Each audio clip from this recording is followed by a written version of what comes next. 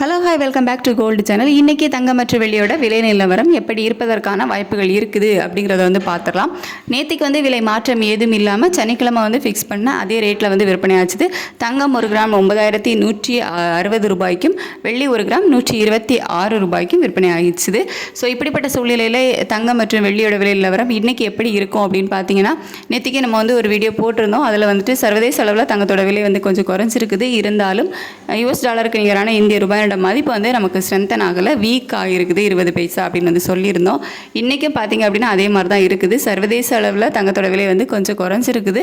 இருந்தாலும் இந்த US டாலருக்கு நிகரான இந்திய ரூபாயோட மதிப்பு இன்றைக்கி நமக்கு 30 பைசா வீழ்ச்சி அடைஞ்சிருக்குது. ஸோ இந்த மாதிரியான காரணங்களால் நமக்கு இன்றைக்கி தங்கத்தோட விலை ரொம்ப குறையும் அப்படின்னு நம்ம எதிர்பார்க்க முடியாது. ஏன்னா நமக்கு இந்திய ரூபாயோட மதிப்பு வீழ்ச்சி அடைஞ்சிருக்குது. ஸோ இதனால் ஒரு 30 ரூபா வரைக்கும் விலை அதிகரிப்பதற்கான வாய்ப்புகள் தான் இருக்குது. விலை குறைவதற்கான வாய்ப்புகள் ரொம்ப குறைவு. வெள்ளியோட விலை கேட்டிங்கன்னா அதுவும் அப்படி தான். சர்வதேச அளவில் பெரிய மாற்றம் எதுவும் இல்லை. ஆனால் US டாலருக்கு நிகரான இந்திய ரூபாயோட மதிப்பு குறைஞ்சிருக்கு அப்படிங்கிற காரணத்தினால அதே 126 ரூபாய்க்கு இருக்கலாம். அப்படி இல்லை அப்படின்னா 1 ரூபாய் விலை அதிகரிப்பதற்கான வாய்ப்புகள் தான் இருக்குது.